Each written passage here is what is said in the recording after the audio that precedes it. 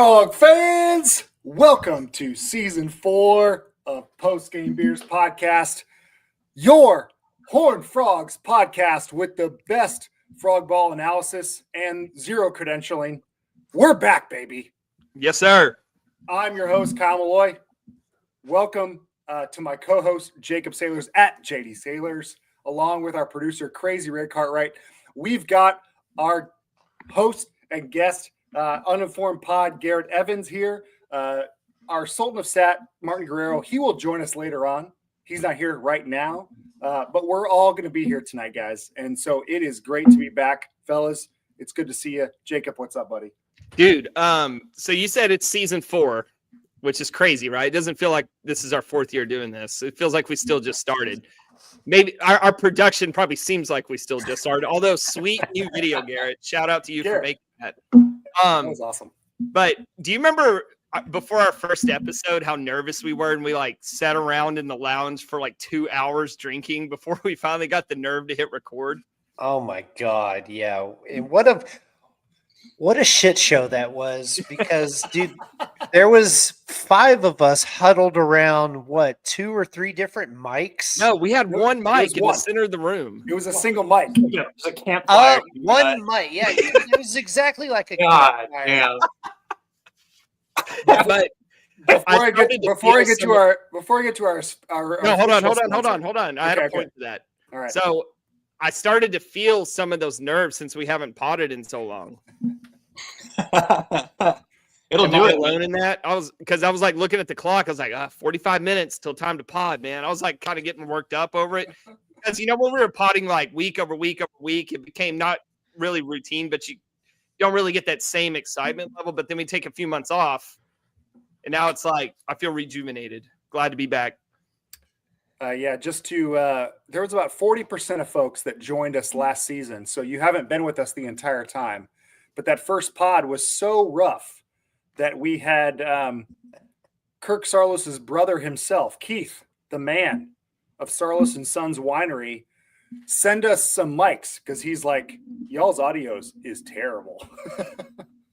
Yeah, and we kind of knew it would be, and we'd figured it out as we went. But it was like, let's just get started, man. And then, once we start, we'll be motivated to like make it better week over week. So That's right. Man, it feels good to be back, honestly. I actually did get a little nervous myself too. So Not me. El Naturel, dude. As soon as I put this headset on, dude, right back into character. Ray's back. Dude, I've just been rolling. Been rolling back to back pods. So I feel like I'm good to go. I feel like I'm stepping up from Frisco up into Globe Life Park now. So I'm ready to play. Well, in fact, my dog is happy that I am not giving her a podcast that I just usually give her every night as I sit here and talk by myself in my apartment, commenting on TCU sports. Hey, Garrett, I want to take a minute, congratulate you and the fellas on a successful first season of the Uninformed Pod. We tried football for a couple seasons. The first one, it was great because we went to the national championship, so that was a lot of fun. Second one, a little rough. But it was clear to me kind of early on, at least to me, that, I think I want to keep post-game beers more baseball centric. And so it was nice to see y'all step up. And so you guys did a great job of really breaking down the 9-4 TCU baseball football season, which ended up being successful. A lot of ups and downs. But looking back on your first season with Uninformed, how do you feel that it went? Man, I think it went better than my expectations, dude. It was so much fun. We really enjoyed it. It really came together well. Shout out to the guys, shout out to Jake, and shout out to Kit. We just had a great time doing it, and it's really encouraging to do something like that. That kind of starts off as just a fun idea, over a couple of beers, and then it turns into something that folks are able to enjoy on a weekly basis throughout the football season. So to all you guys who took some time to listen, greatly appreciate it. We'll definitely keep those episodes coming to you. But no, it was a pleasure to do it, and I hope the folks out there, I hope they enjoyed it. Yeah, I never missed an episode, Garrett. It was really good content, and I was proud to be a guest online. Yeah. So Yeah. Heck that yeah. was fun. What was Also that fun. appearance fee? Dude, no, that's off air. That's non-disclosure. Just awesome that I'm just glad that it happened because it was too much for me personally. It's too much for me, and listening to you guys, I was like, this is what we tried to do, and you guys did it way better than us. So good job. Although, hey, you know what? I will say, like, before some of the games, like before we played Baylor, I went back and listened to the Baylor episode we did in 2022. Dude, we put some good stuff out there, but it was a different kind of football podcast. Like Garrett and Jake and Kit, they really kind of break down football, where we were more kind of doing what we do best and reacting as fans, you know. But that's a lot of fun when you're on a natty run, not so much when you're missing a bowl. Yeah, that makes it a little difficult. But I've been telling fans on Twitter, these Bama fans that are down and out right now, they're in great company at 9-4. There's some really strong football programs out there. Yeah, I heard that. That was a funny line. They just got to keep that in mind. I think it was a fun football season. I know we're on to baseball now, but a lot to be encouraged about moving forward. So we'll definitely stay on it with the boys. Looking forward to season 2. Are you guys going to keep going throughout, like spring camp, maybe summer, or? Yeah, we are. We're going to try and do, any emergency podcasts as they kind of come up, and then we'll probably throw in some sporadic stuff here coming into the summer. So we'll keep it going. It won't be a weekly show, obviously, now that we're out of season, but if things come up that need to be talked about, quick shout out to everybody watching on YouTube and everybody who listens to us on Spotify, Apple, however you get Postgame Beers. We appreciate you. Make sure you also check out Garrett and the boys at Uninformed Pod. So yeah, appreciate you guys listening. We are live on YouTube for each episode. You can subscribe on LDC at YouTube, and then Lupton Beers on Twitter/X, as well as Instagram. And we appreciate all of our subscribers. We'd also be remiss if we didn't mention our one of our original and longest standing sponsors, Long Drink, the premium Finnish cocktail made with gin and natural flavors. So here's the thing. We love our traditional citrus, our zero sugar citrus. There's the strong citrus. They've actually added an extra pack with a new flavor, fellas, since the last time we talked, with pineapple. And so that is out there in stores now. And it sounds like in April they're going to bring something new out. We're just hinting at it. I don't know what the flavor is, but if you haven't tried Long Drink, check it out. It's a great, refreshing drink to have, especially as the weather warms up for Lupton. Yes, sir.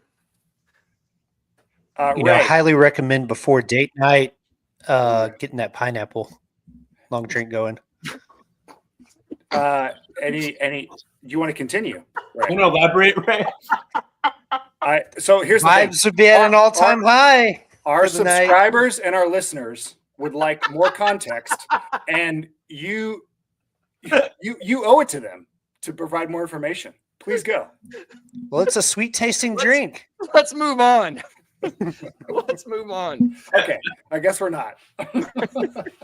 All right. So before we get to baseball stuff, we're going to get to baseball stuff. We have a lot of baseball things to cover. We're going to tell you about the next few episodes that we're going to get to before the season starts.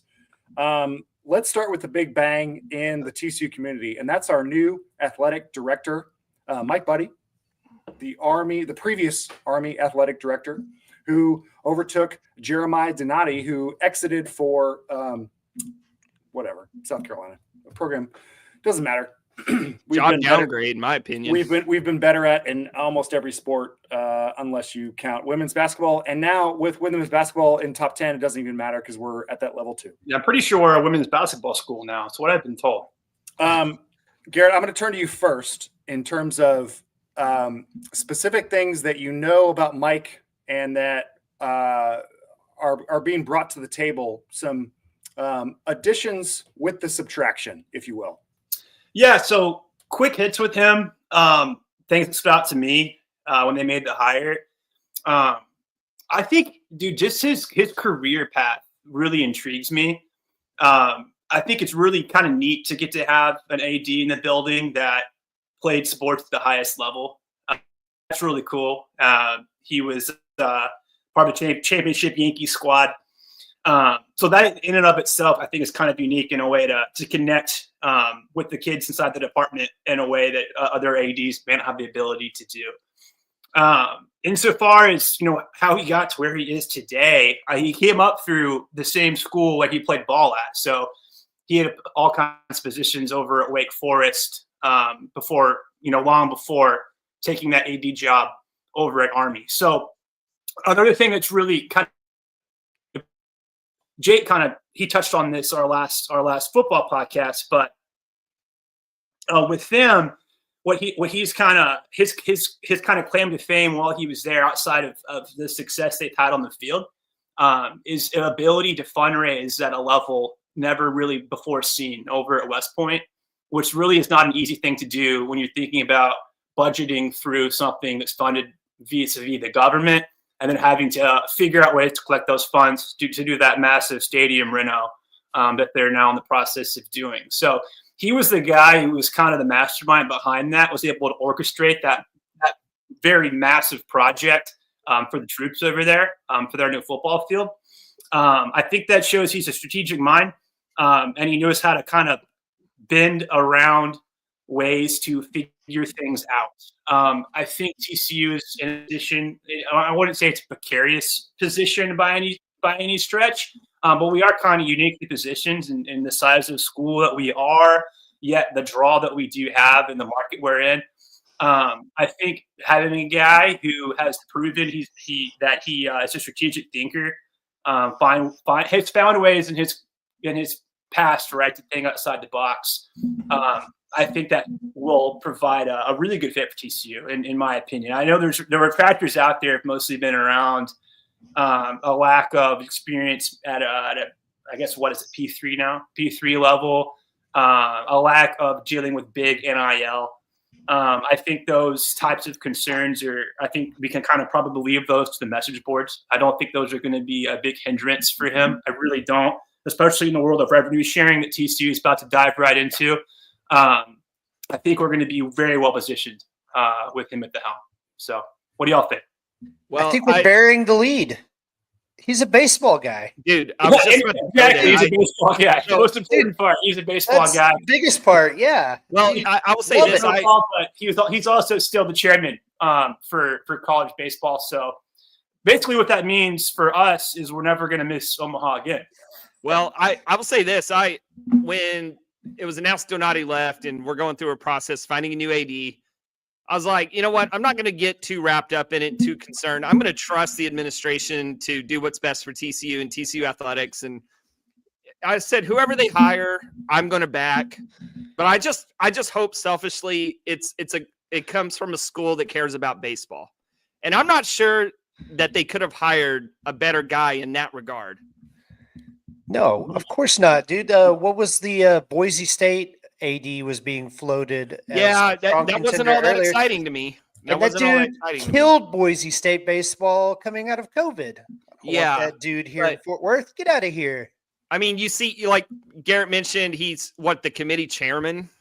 Yeah, I don't know if he's still on the committee. Well, he still has those connections within the sport. He's still looked at as the guy, And yeah, I mean, you got a guy who's the athletic director who actually played professional freaking baseball. That's incredible. From this podcast, that's a home run hire. Dude, yeah, I want to say when he was with the Brewers, that's an LDC home run hire. I need a graphic for that. Sorry, Ray, go for it. I was gonna say, I think he pitched against Kirk Saarloos whenever he was with the Brewers and Saarloos was with the Astros. So 99% sure that happened. A lot of positive stuff around baseball. What I want to ask you guys is the two sports that fund all athletics are football and basketball. It's not with volleyball and soccer. I wish it was women's basketball because they're on a tear. God, you and me both. But with no experience in NIL, do you guys have any concerns with him kind of coming in and kind of understanding and learning that workflow very quickly? I'll say no for the simple reason that I don't think we would have hired someone if we didn't trust their ability to, excel in that area.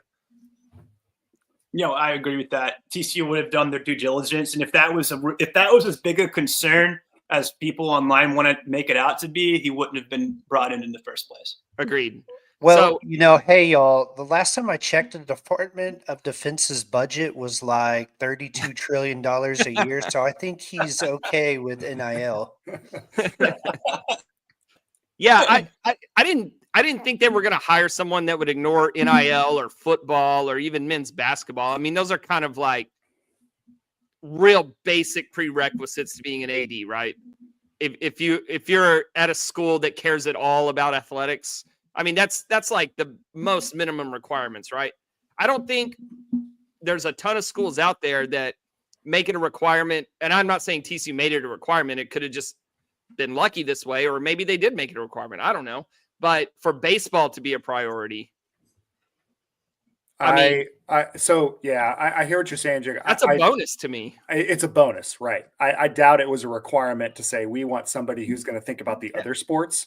Yeah, but historically, TCU does care about baseball more than a high majority of schools out there. They absolutely do. But I think the TCU do. I think it's like the icing, right? Like it's a really great hire in the revenue generator, and then the really nice icing and cherry and sprinkles is he's also a baseball guy.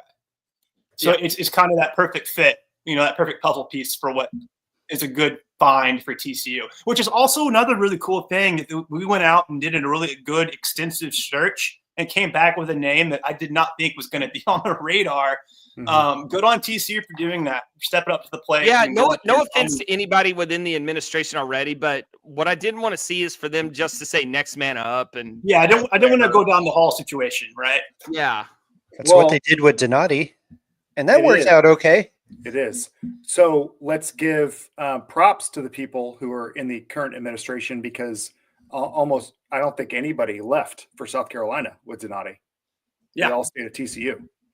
And so I think what they were looking for, again, I want to word this carefully because I'm not trying to throw shade on anybody. Donati did amazing things for us as a program, but looking for a guy who Army, high character, just all about business. I think the baseball thing was a bonus for us. I don't think they were searching for somebody with that tilt, but certainly a good play for us. I think that, I think even in the first press conference or questions afterwards, they talked about the upgrades that Lupton needs to have over time. And that was the first time I'm like, hey, this is great to actually hear and just actual words talking about Lupton, not this, thing in the cloud of like, it's in the future. Don't worry about it. We'll figure this out. You remember when we had Donati on, it was about a year ago, and he said, upgrades are coming, but you'll have to wait. I think basically were his words. Mm-hmm. It feels like now we might not have to wait as long as previously planned. Okay. Thank you for that update, Garrett. Appreciate it. It's good to, hey, new era for TCU. So I want to quickly mention, I know we've talked about TCU women's basketball. Ray, can you give us a 1 minute or 30-second update on why we should be paying attention to not just Haley Van Lith, but the rest of the team? Sedona Prince, Madison Connor.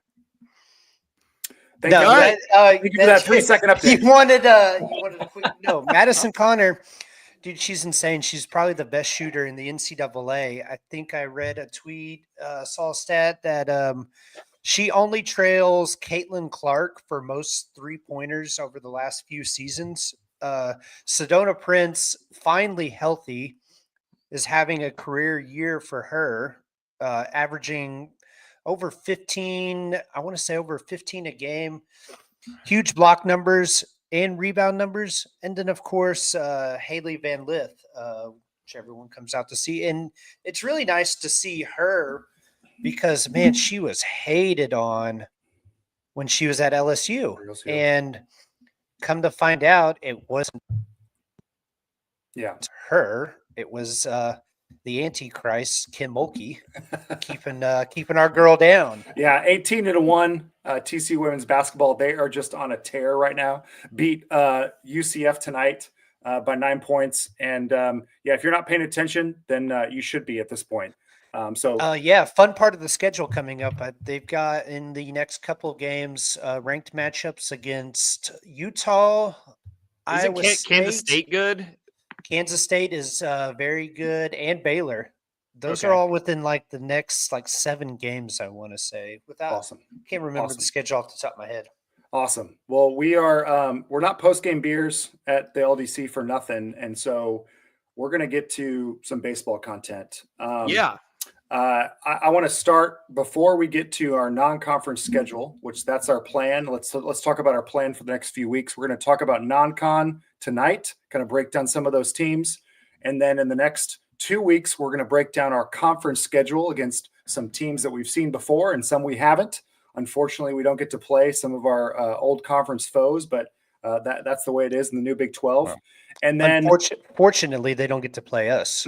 that's right. You know how I look at it. And then in early February, before the season starts, we're going to really break down, like we did last year, our offense and defense on separate podcasts to really kind of talk about TCU, so that when you show up to Lupton, you guys are ready to go. You've got all the players on your mind and can call them up by name just based on their jersey number. Kyle, I And need to stay get tuned. you in baseball mode. It's not offense and defense. It's offense and pitching. You know what I'm talking about. And stay tuned for special guests. Special guest to come.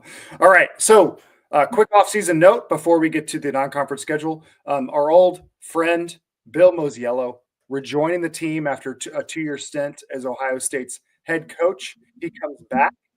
And also another change that we want to note is that Kirk Solos, head coach, will resume some of his responsibilities with the pitchers. That changed last year as well. But with that said, we're going to go ahead and get started with our first Hold on. Not yet. Go Not ahead. yet. I got one more thing for you guys right.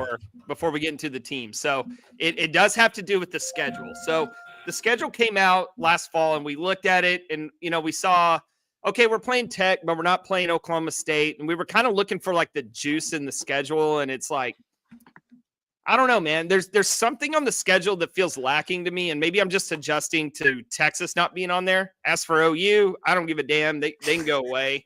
I will not miss OU at all. They don't excite me and they kind of have our number. But, with Texas gone, yeah, we're bringing in Arizona and Arizona State. But it just feels like bringing in, Utah and now to join BYU, Cincinnati. Man, it feels like there's a divide between teams in the conference that really, truly care about baseball and those that have it just because, I guess, somebody told them they're supposed to have it, right? Does it feel that way to you guys? Am I alone in that? No, I mean, it's just weird. It's just weird because it's new. Okay. New things feel weird. I have a proposed solution. Now, it's our first pod in a while, so bear with me, but I'm going to share my screen. Add Memphis and UCF.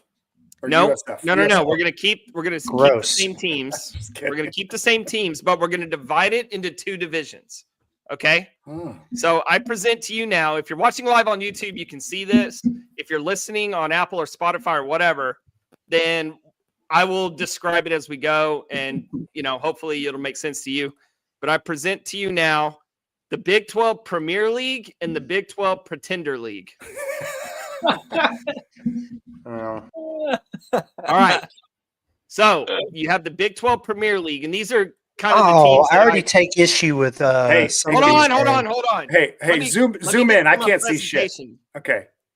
All right. So these are the teams that have either had a lot of recent success and or really care about their baseball program, right? Now, down here at the bottom, you can interchange Kansas State with Kansas or whatever. I don't get too wrapped up about which teams are in which division, okay? Because that'll sort itself out as this hypothetical format goes year over year, right? So to start off, what I have in the Big 12 Premier League for those on audio only is TCU, Oklahoma State, Texas Tech, West Virginia, Arizona, Arizona State. Now, you would say those 6 would definitely belong, right?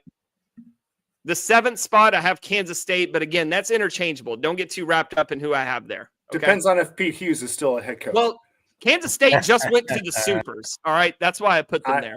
It's a joke for our old friend. Right. Yeah, no, there's more of that later on. But all right, so the way this will work is if whichever division you're in, you'll play everybody in your division plus 4 teams in the opposite division, right? So TCU would play Oklahoma State, Texas Tech, so on and so forth. And then they would play 4 of the teams in the other league. So they would play UCF, Utah, BYU, and Baylor. Okay. Now, the team that wins the regular season in the Pretender League will then be the 7th seed in the Big 12 tournament. And so they get promoted. There's Hold on. promotion and relegation. Don't get ahead. And then are promoted into the Premier League the next season. Too much soccer. The last place team in the Premier League will miss the Big 12 tournament and then be relegated to the Pretender League the following season. The first place regular season finisher in the Premier League will be the regular season conference champ and will be the 1 seed in the conference tourney, earning a first-round bye. So this, gentlemen, is how I solved the scheduling problem in the Big 12, if in fact there is one. You have been watching a lot of Bournemouth soccer. Yeah, Coach I Harry's. have. But tell me what. Give me some reasons why. I presented this to Martin since I knew he wasn't going to be on. He said it's too good for it to ever happen. That's absolutely. Really yeah, it makes too much sense. Fans would enjoy it too much. We're not allowed to do that. It makes too much sense. The athletic directors / chancellors, whatever presidents at each university would never agree to it because it makes too much sense. But what happens if you have 3 in the Premier League, you live at the bottom of the league, and you've got kind of similar to Big 12 football, a couple pretenders who end up winning the entire league? Okay, so if we said we have to solve that problem, then I would say the bottom 2 get relegated. Okay, and then the top 2 come up. So we can tweak it to make it make sense, right? Knowing that the Pretender League plays every pretender, yep, their schedule or their record should be better because they're playing. It should be better, teams, right? Their strength of schedule would be lower, but yeah, they should have an easier time collecting wins in theory. Their RPI would be lower. Well, make it to the Premier League. Yeah, and win your Premier League games, right? They have to have 2 of them. To me, this kind of insulates TCU, Oklahoma State, Texas Tech, although there's a discussion about Texas Tech and NIL right now. But that aside, it kind of insulates them from having their schedule watered down too much by BYU, Utah, Houston, who they're awful. They're kind of a classic baseball program, but man, they're just not putting any resources into the program. So these teams who should have a buffer on the schedule. I want to go back to your original point, Jacob, in that TCU this year, if people aren't aware at this point, they're not playing Oklahoma State, right? And they're not playing West Virginia, correct? So Kansas State. Or Kansas State, who made the Supers last year. But we get to finish the year with Cincinnati and Utah. Cincinnati and Utah, exactly. Oh, fun. Yeah, exactly, right? Yeah. So this is my proposal to, and you know who really wins here? The fan. and who matters less than the fan? All right. So question of a real question, because this is not going to happen. But do you think that over time, TCU baseball looks at their non-conference schedule and tries to bolster that because the RPI within conference is not good enough? Yeah, I do. But we start off the season this year in San Diego. That's a recruiting trip for us. And so there's more RPI that goes into it than just quality of opponent, right? Like we're not going to schedule Tennessee and go, play them and go to war with them for 3 days and not get any recruits out of it. Like we always play on the West Coast because we recruit out there. I kind of think the schedule's set up perfectly this year, at least non-conference wise. Do you want to get into it? Yeah, we'll get into it. All right, let's get into it. Okay. All right. The first non-conference schedule, the first game for TCU is against San Diego. Our old friend Braden Soprenitent. How do you say his last name? Soprenitent. Yeah. Our guy out in San Diego we're playing out there for 4 games, which is super fun. If you have a chance to travel early on in February to go watch the Frogs, I think that'd be a beautiful little trip to take and watch a game or two. Ray, you have the Toreros, and you're going to break them down for us. What have you learned about them and kind of our expectations for that first 4-game series to open up the season? Well, I've got a couple of questions for y'all right off the bat. What do y'all think of whenever you hear University of San Diego? Do y'all think they're a good baseball program? No. I feel like you were asking for us to say yes, and then you're going to tell us they're not. I mean, I think that they are. I mean, I don't really know, I man. get that. I kind of feel that way anytime one of these West Coast schools just gets brought up, though. I'm like, oh yeah, they're probably pretty salty. I just have this weird mental bias for all these. But it's not like I see them in the tournament. Yeah, exactly. They're a tournament regular. Are they? To an extent. They've made it the tournament the last 2 years for sure. Under this is the 4th season for their head coach, whose last name I have no idea how to say. Ungrint. They won one of Brock 3. Ungrint? Well, they won one of 3 when they came here a couple years ago. Is that right? Yes. Yeah, and so I feel like they're, they're interesting, but I've never considered them past like the top. I don't see them in supers. Is what I'm saying. Yeah, no, they have to take the next step, right? Yeah. So like last year, they had an RP. They finished the season with an RPI of 22. It's pretty good. Yeah. They won the regular season and conference tournament, the West Coast Conference. Sidebar on that. That's the conference Oregon State was supposed to join, but they opted to go the Notre Dame route and go independent. I'm surprised they wouldn't even try for baseball because it's such a stellar program, Well, no, all their other sports for their non-rev sports are in the West Coast Conference, except baseball opted to be an independent and build their own schedule. Interesting. I mean, and that West Coast Conference, that's where TCU kind of recruits a lot. I mean, you got Pepperdine in that conference. You've got Loyola Marymount. Yep. In that Chase conference. Brunson fame. Chase Brunson. You have Gonzaga. It's an okay program. Okay. I'd say it's an okay conference. It's kind of weird that they're right next to the Gauchos. Mm. And dude, I feel like there's like 73 schools all within a mile of each other. Seriously. Dude, that whole Southern Cal, if you take San Diego and Los Angeles, you could build a super conference. Yeah.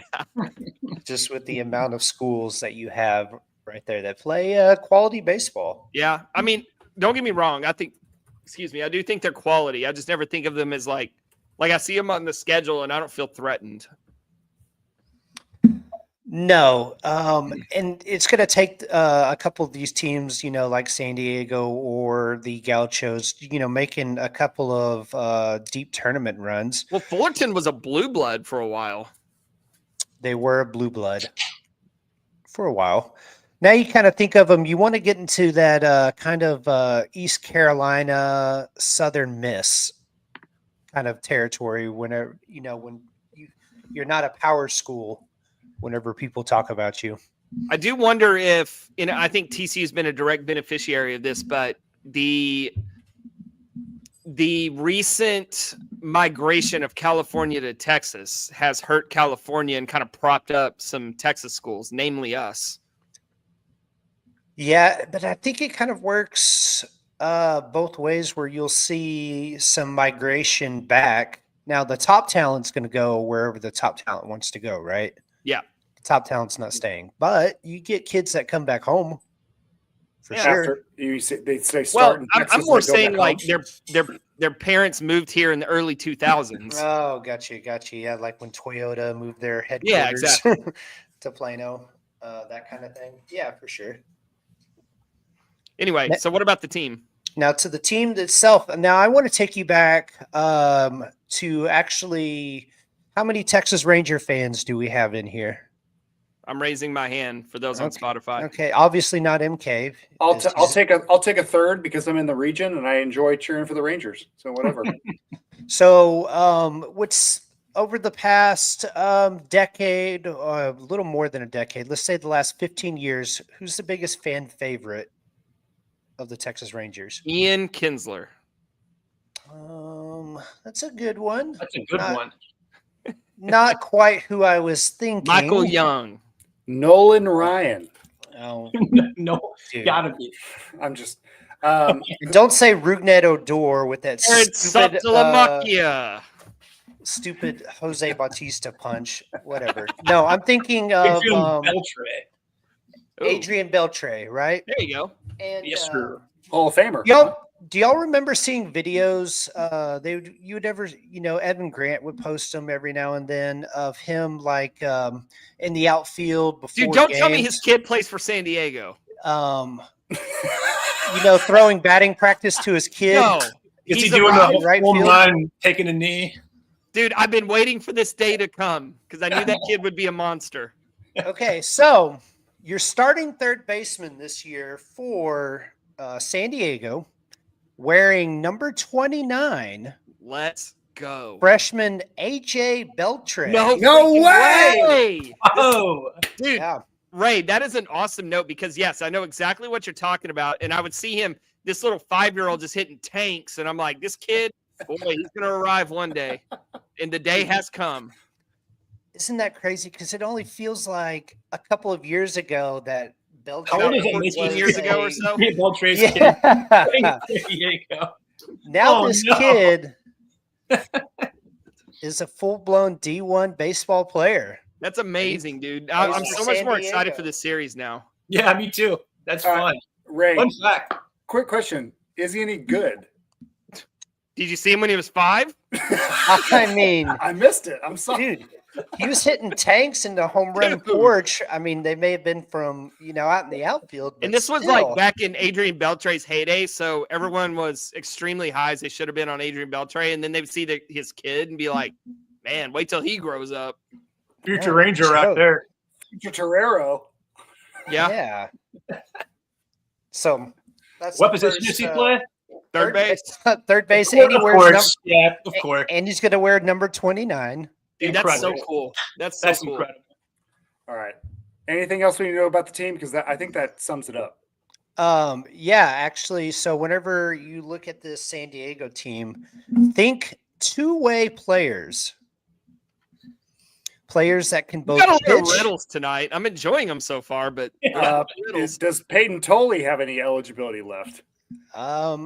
Maybe with recent legislation that just got passed or lawsuits that have been settled or whatever, he might be able to find a year in there or something. But he's going to crush it with the Red Sox, I have no doubt. No, this San Diego team has 5 players I've seen on their roster that are both pitchers and hit offensively, which I just feel like that's a Five of them? really It's really becoming high more number. common across college baseball, is it not? Or is it just me? I feel like it's definitely taken off the last couple of years. Maybe it was a thing way before, but no one ever talked about it. You remember Louisville's superstar Brendan McKay? Yep. That's kind of the first one in college that I remember since I've started. I can't think of really any others off the top of my head, but now it feels like TCU's had 3 in the last decade, 2 in the last 2 years. So in their weekend rotation, you're going to probably see 2 guys that are going to go both ways. One would be the reigning West Coast Conference Freshman of the Year, Logan Reddyman. And then the other is Austin Smith. And Austin Smith's kind of really interesting because last year his numbers were not too bad. Hit 309, 890 ops. On the mound, he was 7-0 with a 3.77 ERA. Okay. Pretty salty. Not a strikeout pitcher, kind of a pitches to contact. Logan Redman, on the other hand, I was reading the fall report that D1 Baseball puts out, and tell me if these numbers, if this kind of seems like a TCU pitcher to you, right? So he was 7-4 last year, 4.01 ERA as a freshman. He sits 95 to 96 with a good slider and changeup. I mean, that just seems like your typical TCU pitcher to me. Yeah. Well, that fits the bill of a lot of West Coast guys. And with Kirk being a West Coast guy himself, makes sense. Okay, Ray, we've got, not to cut you off, we got a lot of non-com to talk about. So what are one or two more notes on San Diego before we move on to Globe Life? AJ Beltre is also a two-way player. Of course. I was going to ask if he pitched. Or could be. There's the note that he can run it up in there at 94 miles an hour while also playing third base. So, I was going to ask if he pitched. If you want to watch it for any reason, I would say AJ Beltre, because I think his dad, Adrian Beltre, is a baseball god. Yeah, man, I'm so excited for that now. Like, obviously, I was already excited, but that's cool. That's awesome. Yeah, that's incredible. What a good start. What a good start to the non-con. JD, we've got 3 teams at Globe Life the following weekend. Actually 2 of them non-con, 1 in conference, but it's a non-conference game. So why don't you break down Michigan, Arkansas, and Kansas State for that series? I'm going to try to keep these brief since we only play these teams one time. But yeah, we'll start with Michigan. TC's only played them one time. If you guys remember, it was a couple years ago in Houston. We won 6-0. Tracy Smith is the head coach, and he was the head coach for Arizona State when TCU eliminated them from the Fort Worth Regional in 2016. Fort Worth Regional. And we also played Arizona State back in 2017, and TCU won 2-1. Apologies, guys. My notes sucked there. It was kind of scrambled. So under Tracy Smith, Michigan is 60-56. Last year, Michigan finished 4th in the Big Ten, but it had a decent run in the conference tournament. And would you guys like to take a quick guess at any notable Michigan baseball alums? Tom Brady. No, sir. JJ McCarthy. No, we're done here. Desmond Howard. Isn't it crazy that Michigan was playing for a national title but like 4 years ago? Well, yeah. 2019, 5 years ago, 6 years ago.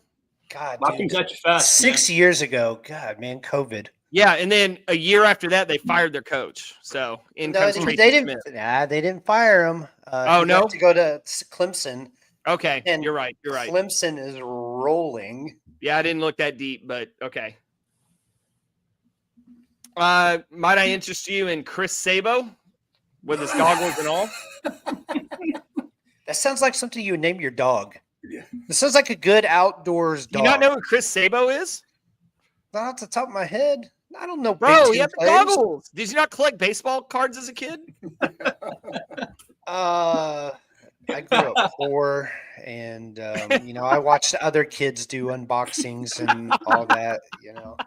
So thanks for making me relive that, Jacob. How about Jim Abbott? Heck yeah! One-arm Jim Abbott. Yes, he's sir. the one-arm man. Oh, he's not the governor of Texas? No, different guy. No, different disability. That's Greg. Disability. Dude with one arm, he'd pitch, grab it on his glove, catch it, throw his glove off, and throw it with the same arm. There were no hitter. Let's go. And Barry Larkin went to Michigan. Oh wow. Cincinnati Reds? Let's go. Did he play with Pete Rose? He might have. Pete's old. Barry Larkin? Yeah. Pete Rose played in the 70s. Barry Larkin played in the 90s. Dude. Did he play? Okay, let me rephrase. No, that wouldn't even be Griffey era. I liked Barry Larkin. Griffey Senior. Anyway, all right, let's talk about their pitching. Dylan Vigay is the odds-on favorite to be their Friday night guy. Last year, he went 2-4 with a 7.9 ERA. Oh God, that is trash. Yeah, it is. Disgusting. He walked more guys than he struck out. That's his big problem is command. Like He has decent stuff. He has a mid-90s four-seam fastball, a cutter that can run up to 90, and a pretty good slider. But God knows where it's going. Okay.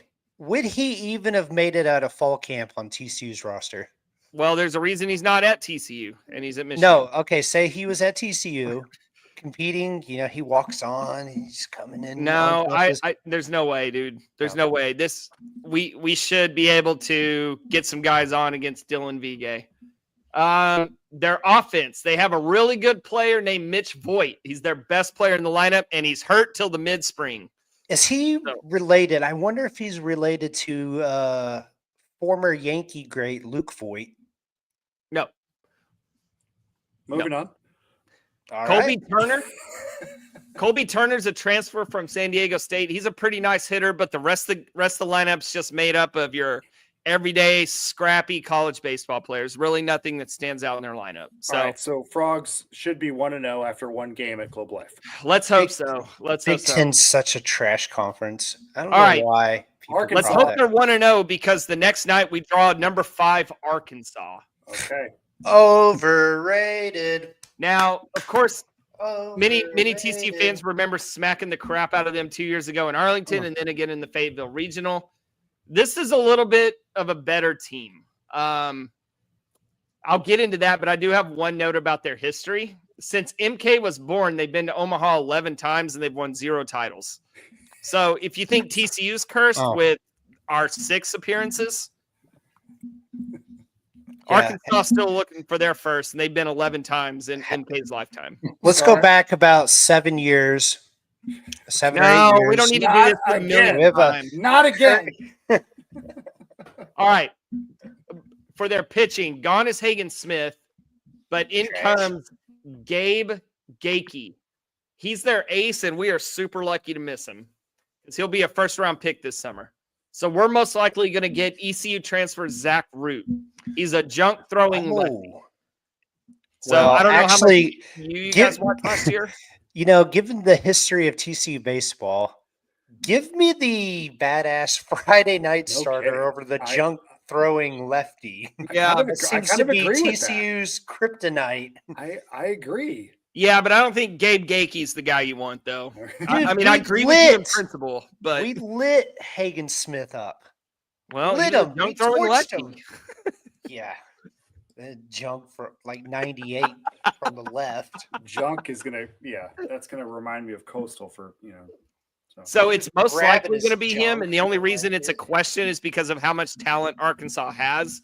They have a Ohio State transfer in Landon Bideshise. Man, I swear every name that I've had to write down has been the most impossible name. Oh, dude, yeah. I wanted him to come to TCU whenever Coach Mo came here. They also have freshmen Cole Gilbert and Carson Wiggins. They were both really highly touted draft prospects that made it to campus. And they also have Gage Wood. But most likely it'll be the lefty Zach Root, the transfer from ECU. They're paying him a lot of money. They want to get him on the mound.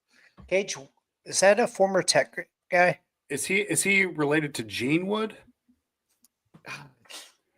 There will be no questions at this time. If you want to talk about their bullpen, just know they have hella talent, and anybody they throw out there is most likely going to give us fits. So we'll have to be, economical with our at-bats. They do have former TCU Logan. I'm Maxwell. not to the offense yet. Let me do my damn preview. Oh, my bad. Going to the offense, they have TCU transfer Logan Maxwell. No, I'm kidding. That is a true note, but their leadoff hitter is Charles Davalin. Does the name Charles Davalin ring a bell? Of course not. It sounds like a rich, he's his parents have oil money. No, he's a transfer from Florida Gulf Coast. Oh wow, dude, is he one of the ones that hit nukes off of us last year? Did he play Upton last year? Okay, he hit 364 and had 4 walks in those games against us. Sweet, yeah. What's that? We got to deal with him. Behind him comes Wahewa Aloy. Ooh, now, if you watched any Arkansas baseball last year, you'll remember him. He's a power hitting power hitting guy from the Big Island, and he'll be a day one draft pick this summer. So, Dude, a sidebar, and you know how in the Little League World Series, Hawaii always dominates? Are we starting to see a lot of Hawaiian talent finally make it to D1 baseball with They Maui certainly made Ahuna? They've certainly made it to Kansas. Yeah. name two. Name more than two. No, there's the dude in Kansas. Okay, that's one. There's the dude in Arkansas. That's two. There's the dude probably in Tennessee, Maui there's Ahuna. There might be one in California. We just don't know about him yet. That's the same guy, Ray. He transferred from Kansas to Tennessee. It's the same guy. Oh, did he? No way. I thought he Yes, stayed in Kansas. it's the same guy. Well, that dude's a sellout. Screw him. Thought we were making Kansas baseball great again. No, they paid him $1 million to go to Tennessee. Oh man. All right. So that does it for Arkansas. If you want to know about the rest of their lineup, pretty good ball players, 1 through 9. They're ranked number 5 for a reason. Hoping that's a Saturday night game, maybe. Yep. Globe Life? It's going to be freaking lit. I can't wait. All right. Hey, MK, before we go to the next, can we go back to opening weekend? I have one more note that was passed. Why are you asking him? This is my segment. Well, I thought you were done. No, I got Kansas State. He's got dog. Kansas State coming up. Oh, God. That's right. You're doing 3 teams. Sure, Okay. Ray. Sure. Let's hear your note. No, Let's no, hear your no, note. no. Sure, it's great. Let's go to the Pete Weber grill led Nope. Kansas State Jayhawks. Kansas State Jayhawks. They made their first tournament under Pete Hughes last year and even won the Fayetteville Regional somehow. Oh, not Pete Weber. God, why was that? That's Pete crazy. Weber? You're Yeah, thinking dude. of Bruce Purple. Weber, the former K-State basketball coach. Because they were a Dude. bubble team too, and Arkansas just sucked Well, against Big 12. Annoyingly, Pete Hughes said their team from 2 years ago was actually better than the one that made the Super Regional last year. Whatever. That guy sucked. I know. That guy pisses me off. Shout out to Perk. The theme of 2025 for Kansas State is going to be rebuilding. They lost 7 of their 9 regulars in the lineup and over 50% of their innings pitched. Oh, no Tyson Neighbors no more? Tyson Neighbors okay, so their top 5 pitchers who pitched more than 50% of the innings, they're all gone. Who's that Friday night badass Gone. they had last year? Thank Gone. God. Gone. They're all, you name them, they're gone. Culpepper's gone. Oh, dude, that was the all world, not just all Big 12, all world I've never seen a better baseball player in my life. shortstop, third baseman. Name Yeah, it, you just can ask play any it. broadcast. Was he drafted? I can't remember. Oh, Yeah, he was. dude. I'm yeah. kidding. He was he 1-1. He's good, man, but golly, did they glaze him on the broadcast? So that's an expected win based on even the turnover. Well, let's talk about their pitching, and let's key in on who we're going to face. My note here is God only knows who we're going to see on Sunday. It might be Pete Weber. It might be Pete Yeah. Weber, yeah. The love It most child likely of would be a Bruce bullpen game if I were to have to guess. But I'm not. We played them once. I'm not going to break down everybody that they have because it's just a bunch of dudes. Now on offense, they have Nick English and David Bishop coming back. Everyone Dude, else, brand new. bitch. He's still there. Big Um, bitch. To Big tell you bopper. where they are as a program, one of their starting outfielders had 17 at bats last year and hit 083. Could you, Jacob, lace him up, go out there and do better than 083 and D1 Give me a baseball week in the right cages, and yeah, I'll be ready to go. Great breakdown of God, Globe now I Life. kind of wish we were playing a weekend series against them. I know. No, dude, we Well, don't need any it more hurt- freaking boring series. It's going to hurt our RPI. Before we get to Southern Miss, which is going to be very interesting, I have a text in my email from Ray, who has one last note about San Diego. Oh yeah, it's about one of their transfers. Okay, You might remember the name Andrew Mosiello Oh, heard of okay. him. transferred to San Diego. There you go. And There you so, not only will we be facing a Beltray, but we have a little Mo on Mo crime going on this. So in our first weekend. 7 games, we're gonna, or 6 out of our 7 games, we're gonna face former TCU players. Wow. or Sun, yeah, We All could. right. Who played at TCU previously, who now plays at Southern Miss? Garrett, it's your turn. Yeah, right.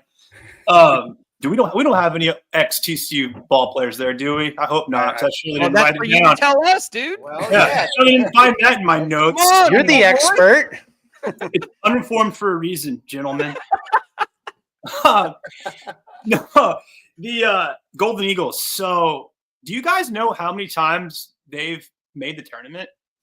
lot. Every year. Every 20 every freaking times, dude. 20 times. I did not realize it was that many. Is Anyhow, it 20 in the a last row, 20 probably. years? Has TCU made the tournament that many times? Yes, I'm gonna take the over on 20 for TCU. Are we I'll over get back to 20? you. That's a lot. I'll look it up, Garrett. You Oh, keep that's a going. bunch Man, of time. dude, since I don't think we have. I'm gonna I take think the we're over, under but 20. keep going. So they've been in the Sun Belt now for the past 2 years. They won that tournament again last year with first-year head coach Christian Ostrander. He was also pitching coach for Team USA. So fun little side note there.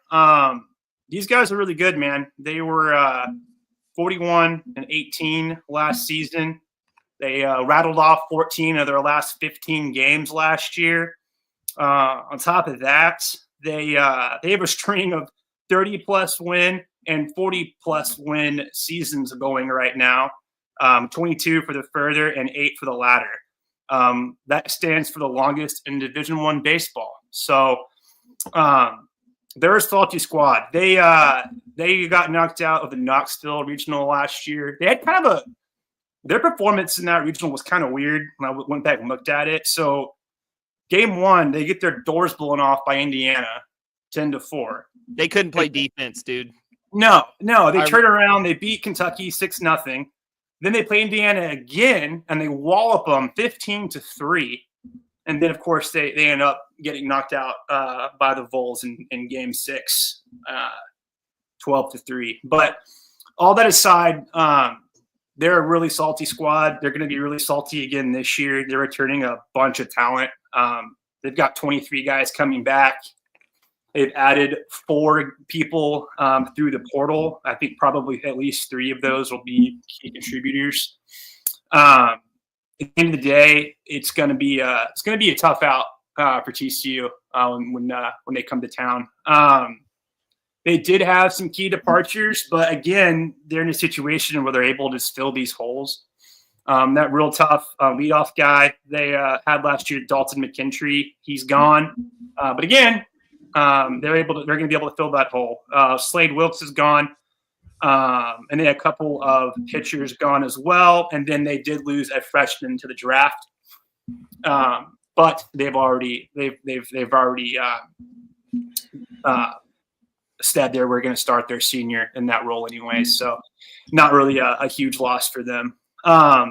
Returning talent for these guys, touched on their senior shortstop, Ozzie Pratt.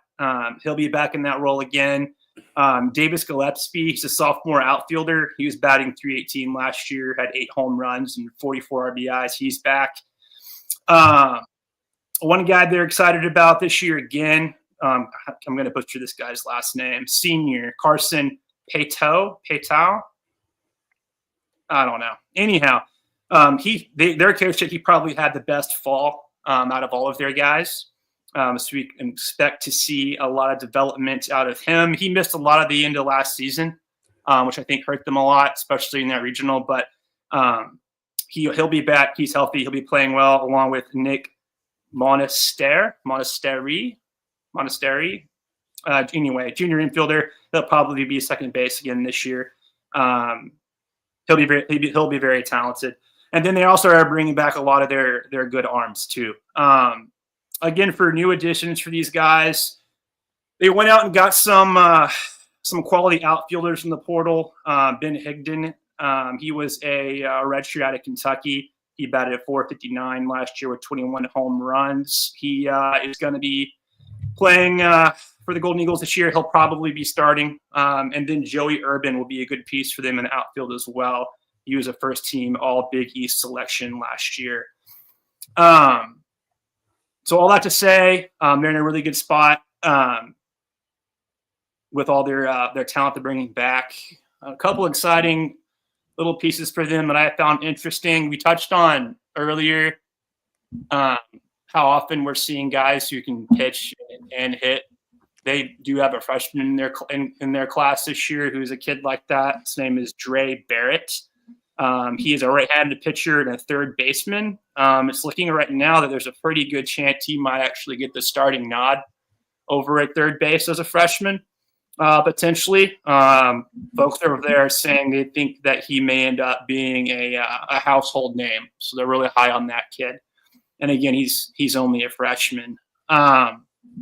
Pitchers, they've kind of got the pick of the litter out there. I couldn't tell you who's going to throw when. But it's going to be their older guys. It's going to be their returning talent. And they're all incredibly talented. They're really high on their fall. They feel very, very confident. I think this fall in their scrimmages, they had, 28 home runs, 94 extra base hits. They're not anticipating being very active on the base path. I would kind of expect them to be hitting for power, and that kind of being the name of the game for the Golden Eagles this year. And they certainly have the talent to do it. So it's going to be a fun series. It's going to be a tough series for the Frogs. They look like they're going to be pretty salty. If you were given a percentage of TCU win versus loss, so right, two out of 3 games, who are you picking right now, Garrett? I would probably take Southern Miss to take 2 of 3. From what? Okay, rephrase the question. Let me hear that again. Who does he think he's going to win the series? Against TCU? Yeah, dude, the Frogs are sweeping their ass. Come on, now. Wait till we preview the offense, MK. You'll know your answer. I will change my opinion once we preview the Frogs, but it scares me when I see how much returning talent they have and how much power is going to be in that lineup that's returning too. Yeah, it's going to be tough, man. They're a good team, and they have a hell of a head coach who's a pitching guy. They've got older talent who's going to be throwing the rock.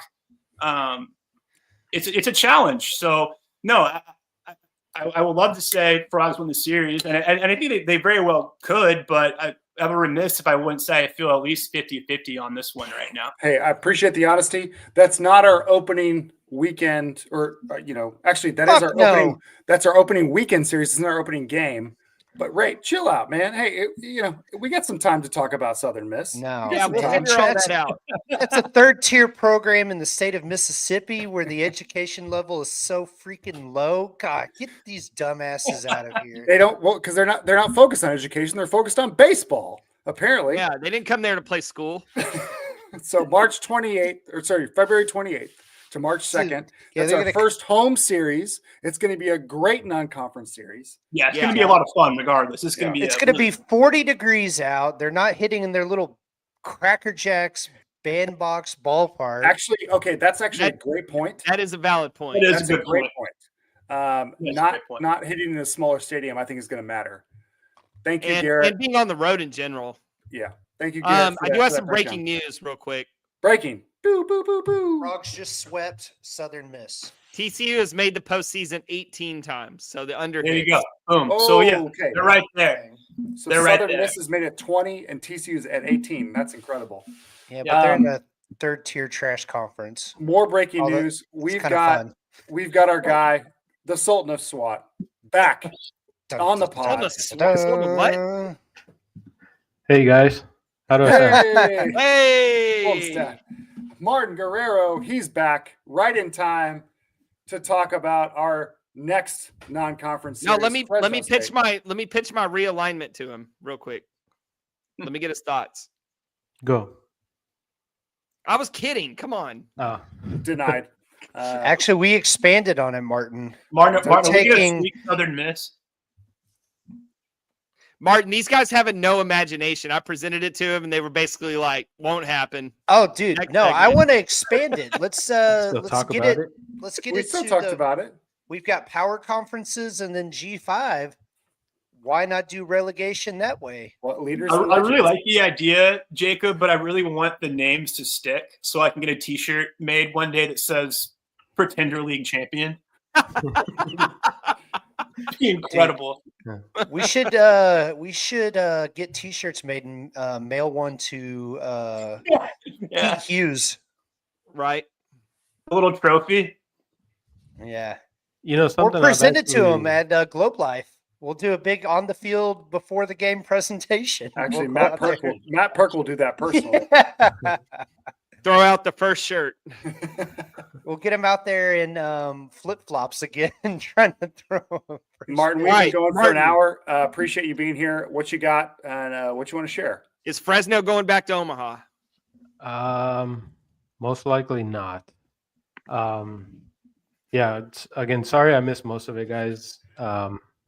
You know, it's been such a long time since we've done this, and I missed most of it. Nah, He thought we were on mountain time. Yeah. we accommodated my weekly schedule, not yours. So So yeah, speaking of Fresno State, you know, they won the championship in 2008. Their head coach Ryan Overland was actually the starting catcher on that team. Oh, Interesting. Nice. Yeah, something else I found interesting. You want to guess how many head coaches they've had since 1970?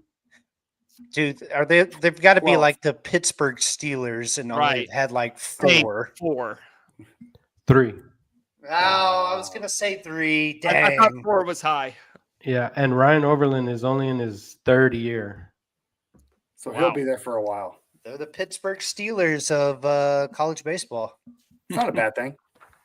Yeah, so last year they went 33-29.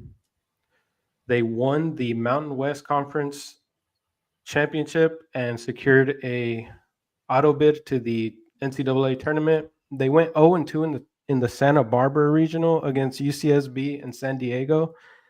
Pretty tough competition, but I mean they didn't get like run rolled or anything. They played them pretty tough. They got some key losses from last year. Tommy Hopf, he hit 360 on base of 451 and a slugging of 547 with 29 extra base hits. And then I found this very interesting. He had 21 walks and he was hit by a pitch 20 times. Dude, that's like Luke the Warriors. Oklahoma guy from a couple of years ago. Love that. Remember this because it is a recurring trend. So he was drafted by the Rockies. He's gone. Rocco Pepe, he was a third baseman and an outfielder. He hit 327, on base 392, slugs 602 with 30 extra base hits. He had 7 walks and he was hit by a pitch 20 times. Jesus. So they're obviously coached to crowd the plate. I think so. I looked at the stats from his first year and they were only hit 50 times. And then this year they were hit like 100 and something times. I think like over 150 times. They were one of the like top 15, I think, in hit by pitch. I got it at the end. But so Rocco Pepe, he transferred to Arkansas.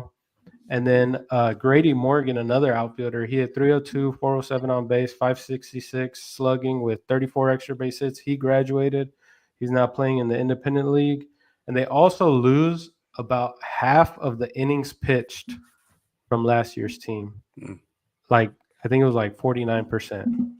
And that might be a good thing because they were pretty bad as far as the ERA. Well, it's that thin Mountain West air. Maybe. So the guys returning, the big ones are Tristan Murph Gray. He hit 296. He's their third baseman. He hit 296, on base 358, and slugged 509. But he really broke out in the Cape Cod League this summer, where he hit 329, on base 367, and slugged 500, which is pretty hard to do in the Cape Cod League. He's projected to be a second or third round pick this year. He's probably going to be one of the better players that we see this year on the schedule. And then another offensive weapon that they have returning is second baseman Eddie Saldivar. He hit 335 on base, 419, and slugged 521 with 30 extra base hits. He actually walked 18 times and was hit by a pitch 20 times. God. Yeah. Who are these pitchers they're going up against? Well, a funny Get thing. off my plate. A funny thing when I was looking all this stuff up, one of the pitching staffs that led was like in the top 5 in the country. I think they were 3rd in hit batters was actually San Diego State. So they must have been hit a lot during that Every series. pitch is retaliation. Yeah. You hit us, we'll hit you. And then they also have Justin Stransky, their catcher, coming back. He hit 304, 400 on base, 455. Another guy so he walked 15 times and only struck out 12. He was not a full-time player all year, but he was a big reason that they came back and won the Mountain West Conference tournament after starting 0-1. And then pitching. So they actually have a couple of good arms in the rotation coming back, even though they were pretty bad. I think their season ERA was like 5.63 for the whole staff. Jack Anchor is most likely going to be their Friday guy. He had a 4.35 ERA, 49.2 innings pitched, 44 strikeouts, and 10 walks. He started the season in the rotation. He actually had a 2.13 ERA in his first 7 starts, but he suffered an injury that caused him to miss pretty much like 6 weeks, and he wasn't the same when he came back. So you could say he really anchors that staff? I would definitely say that. Smarter men than me would say that. Martin, if you're giving a big perspective of Fresno, what are we walking away with right now? Yeah, who's your pick to click? Yeah. I don't pick clicks. I don't click picks either. No, Martin and I were texting about how every baseball podcast just hammers that term. Pick to click. Yeah. What are your home runs and what are your strikeouts tonight? Yeah, you should. What are your hit by batters for the night? Hit by pitch. Yeah. You could do like a drinking game where you listen to D1 and you take a shot every time you hear picks to click. I should check out my article. It's Oh, dude, Kendall's gonna send you an angry tweet. We're gonna get him on live to get his rebuttal. He's not watching unless he tweets us, so we'll see. Or you could do a drinking game where you watch a Fresno State baseball game and take a shot when they get hit by a pitch. Dead. You'd be dead, yeah. It'd be Dead. 9x9x9. Yeah, that would be this year's 9x9x9. Martin, so my big takeaway is Hold on. Do we need to do the 9x9 every time a hitter gets hit? Yeah, a new hot dog and a new beer every time you get Fresno? dude, that'd be the quickest 9x9 ever. On a serious note, we might have to do that again this year because people still talk about They that. do. Oh man, yeah. We might have to run it back. Martin, how does a player named Rocky Pep transfer to the SEC and not end up at Tennessee? It just seems like the perfect Tennessee name. Oh, they probably offered more money. Well, that's not a fun answer I was looking for, but All right. yeah, you're probably right, Martin. All right. Great breakdown of Fresno State. Any last words, Spartan? Yeah. So this is where they ended up across the nation in like counting stats and averages and stuff. They're 5th in the country in doubles. They were 14th in hit by pitch. They were 6th as far as their pitching staff in strikeout to walk ratio. They were 7th in walks per 9. Basically, they hit the ball. They get hit when they pitch, and when they hit. They do not walk hitters. That was the main thing that I took away from this. They throw strikes. All of their pitchers throw strikes, even if they're going to get hit.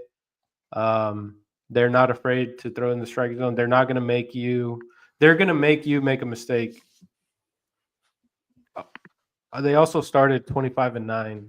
That was something I forgot to mention. So you said they were 14th in D1 and hit by pitch. So there were 13 more teams that got hit by more pitch. Would you say like 120? Shit, I didn't write it down. But there's also teams that played more games. But if you dig into the depths of ESPN Plus, you can find some funky baseball out there. Yeah.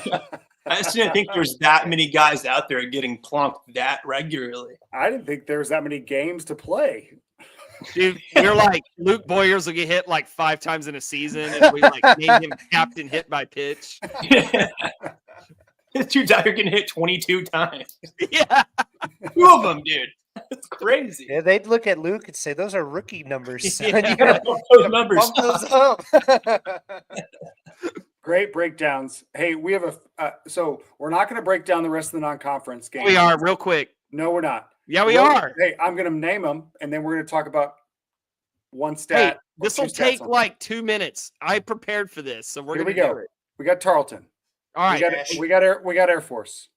Oh, fun. Kyle All right, you Winkler. know what? MK, you can do the preview next year. How I'm about not. I'm going to Cat turn it time. over to you after I read the non-conference schedule. Just let that? me. Oh, okay. I take back what I said. Tarleton, Air Force, Texas State, DBU, home and home, UTRGV, which will be rained out, UTSA, and then UTA. Those are our non-conference midweek games. Jacob, take it from here. All right, Tarleton, they finished 7th out of 9 teams in the WAC last year. TCU was 17-2 against them. The last time we lost to them was in 2000 in extras. Before that was 1993. Hey, Trash. What do you got, Martin? Didn't Tarleton like win the WAC conference championship or something? But then The they tournament? couldn't- Yeah, the tournament. I didn't and then look they- that far, but they finished 7th. in the Yeah, they state. did. And then they I couldn't go wanna to the say- tournament. That's how Grand Canyon got into the tournament last year. Shoot, man, I guess I stopped looking at the schedule too early because I just looked at their overall. Because I spent like 2 minutes on each of these teams. Yeah, I think Cal Baptist played Tarleton in the final, and neither team could play in the NCAA tournament. That's hilarious. I did not know that. Air Force, they finished 6th in the Mountain West last year. TCU is 28-3 all time, Fighting. but haven't played them since 2012. Would you guys like to guess the last time we lost to Air Force? Yeah, that was a Matt Perk getting It was annihilated. Matt start. Hurt. And Kyle Winkler, who is now in the other dugout, was sitting in that other dugout watching his teammate get lit. I hope that. So we're 28-3 against Air Force. I hope that we beat them both games, and then we continue to beat them. And then when our kids take over and do this pod, they're still blaming Matt Perk for the last time we lost to Air Force. It was the altitude and the cold weather. Yeah. Dude, we're 28-3 against them. You're like the only guy that's ever lost to them. You try throwing a baseball with that backdrop. Like Yeah, his one those loss in his whole conditions. career. Oh, that's good. All right, Texas State. We beat them twice last year, Fun. but this year we go back to San Marcos, and that's kind of a house of horrors for us. We haven't won there since 2010, although we didn't play them from 2013 to 2020. But still, I'm not looking forward to going to San Marcos. Fun team. Fun Martin school. is. That's like their Yeah. Super Bowl. No, I don't mean physically going. I mean that I don't look forward to playing them. And in Martin San wants to Marcos. go to the bathrooms out in the back. Like, Dude, another All right. TCU-led former TCU frog. All right, Oh, yeah. with that, to DBU, another scary team. We Yeah. play them twice every year. We owned Always them a tough last battle. year. Without thinking too hard, what's our record against them in the last 2 years? 2-0. No. well, I'd say 1-3. Yeah. think that's No, right. not 1-3. No. 3-1. Don't think 3 too and hard. 1. Don't think too hard. Just what do you 3 feel and like 1. it is? 3-1. We're 4-0 against them in 2 years. Dude, own them. Well, the games have been close, so. But yeah, we suck it, Patriots. Our friend Jackson said 73-0. I don't think we've played them 73 times last 2 years. But good guess. I don't want to play Oh, them dude, 40 yeah. times in a season. That's for sure. I wonder if River Ridings is still on that team. You remember him There's throwing? no way. There's Grad no way. transfer. All right, to wrap this up, UT Rio Grande Valley, we play them twice. I did not preview them because we're not going to play those games. UTSA, again, I didn't look into them. Who cares? And we play UTA twice, and they roll out the same exact team every single year. Ooh, I wonder if Garrison Berkeley's still on that team. Doesn't matter. There's a lot of TCU connections out there on this schedule. I feel like UTSA is kind of fun. Dude, UTA, yeah, I guess, whatever. I honestly, dude, this was like the 10th team that I had to look up, and I just ran out of steam. So, but UTA, doesn't it feel they don't have like, oh man, UTA is good this year. They have a senior laden team, and they're gonna make no. They have the same team every year. So Okay. you're saying Mike Buddy's first action as new athletic director should be to cancel the UTA No, series? no, I like close road games. All right, I have a question that doesn't really mean anything, but I'm going to ask you guys anyway. We play 23 non-conference games. Yep. If we hit this number in wins, then TCU goes to the postseason. Really? We played 23? 18. Dude, because last year we set an all-time program record when we started like 13-0. Oh, okay. I guess midweeks and all that. Yeah, midweeks. Okay. Yeah. We play, hold on, I'll do a count for you. 6, 7, 23 8, 10. We play 11 midweeks. plus the non-conference series. Now, Okay. MK, this is assuming we play UT Rio Grande Valley, right? Okay, so 21. 20. All right, When is say the UT Rio 16. Grande 16. Valley? It's actually series? pretty early. Yeah, it's a lot earlier than actually- usual. Yeah, usually If they it do, was like, in May, I would say, yeah, that game's not going to Yeah, end of it might March. be the UTSA game that we might look at and wonder if that one's going to happen. But I don't know, MK. Like, we're going to preview the conference schedule next week, but I think the conference schedule is going to be easier than most years. agreed. Yeah, for So sure. I think like 15 or 16, and we're still pretty good. Yeah, I was 16 gonna is the say number that comes to my 15 mind. 15 feels nice. Okay. Dude, one thought on the non-conference slate as a whole. I know it's been kind of meh, like not excited. I think it's the perfectly built non-conference schedule. It's a lot of good RPI teams. No, dude. You I have don't have a problem one with the really non-conference schedule. huge game against Arkansas. Yeah, I the think the Southern Miss series is going to be incredible. Southern Miss, yeah. Even the San Diego series, that's a really good RPI game or a series. I think it's good for RPI, which is the name of the game to get back into the NCAA tournament. Who pulled out of the Globe Life thing that led to Kansas State being thrown in at the I don't last know. minute? Dude, kinda it was hate probably that, but Texas. Texas A&M, probably. It was probably Texas Sounds because like an Aggie thing to do. Schloss said he wanted to go to Vegas and play Tech. No, I don't know. Or it could have been set up like that. You know, last year Arizona State and USC were at Globe Life. Yeah. We should have It played was- Texas A&M last year. Then Schloss Was it went to Aggie? Texas. Was it Aggie again this year? Dude, it might have been, for real. That's crazy. Jackson says he's 90% sure it was A&M. All right, then we're going with it. Um, Reported live on Postgame Beers. So I mentioned this when we did the live stream from the Fall World Series, but TCU's first home game is, what is it? End of Tarleton February. State on Tuesday, February 25th. 25th, right. So I went back as far as I could go, and that's the latest opening day at Lupton that we've ever had. That's crazy. It is. You're So gonna have it'll some be- baseball blue balls getting out to Lupton. So we're gonna have our home opener at 7-0. That's wild. I mean, but we do go to Globe Life. Yeah. That's a And de we facto play home really well stadium for us.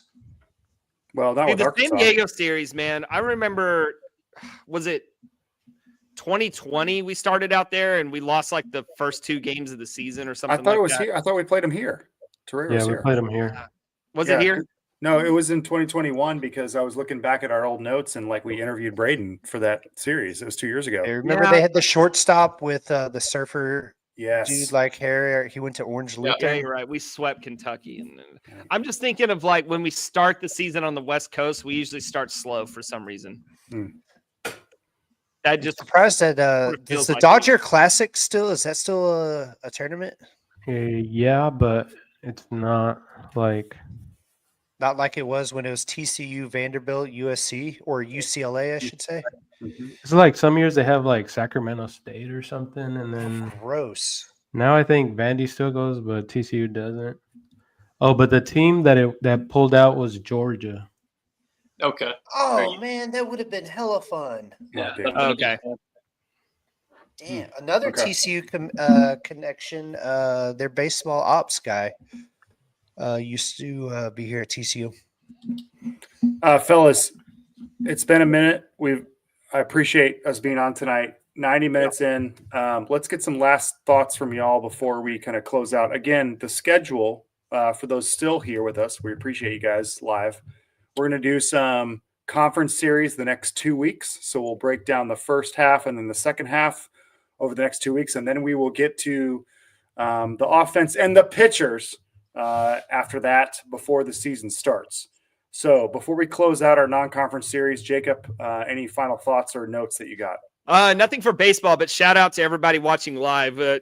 Numbers are kind of insane right now. So big thanks to all you guys watching. Yeah, so next week we're going to actually switch the schedule to Thursday. This week was the weird one. So I'm looking forward to next Thursday. Ray, what you got, buddy? See you next Thursday. Martin. Yes, very good out of conference schedule. I like a lot of these teams played in the postseason last year when we didn't. I think that trend was on purpose, and we're gonna not miss the postseason this year. Yeah, because we got Mike Buddy. We had General Mike Buddy. Garrett. Jackson, hold on. Jackson was asking. He was giving Sarlos credit for hiring Mike Buddy to the staff, and I was picturing him like in the dugout, like Jerry Jones in the '90s on the sideline. Yeah, exactly right. Dude, I wish someone's first question to Mike Buddy in his opening press conference was, "What's his favorite color?" Buddy, what's your favorite color? Well, we'll get him on the pod, Ray, and you can ask him that. Oh, hell yeah. Garrett, final thoughts. Excited to be back, fellas. Excited to be back. Missed you guys. It's going to be a fun season. Can't wait. Are we all going to go to a Globe Life for a game, maybe? Hopefully. Dude, I'm going. Dude, every game. I'm going all 9. What are y'all talking about? That's what I want to hear. That's what I want to hear. It's going to be fun, man. I'm jazzed. Bring Man, your laptop and get some work done. this is actually this is refreshing to get back post-game beers. Love Yep. to see you guys in For person sure. and just kind of chat with the folks as always. So appreciate you guys listening, especially those joining live tonight. Craig, Baxton, Jackson, obviously we love you guys. And hey, grab a long drink. We got some warmer weather coming up in March, later February. Appreciate Long Drink for sponsoring us. Yeah. Man, it feels good to be back. We've got an awesome season coming up, and yes, we are going to the postseason, Martin. So with Get that Mrs. the pineapple long drink. Okay. Won't regret it. and with that, we will finish off with a Go Frogs. Go Go Frogs. Frogs. Frogs.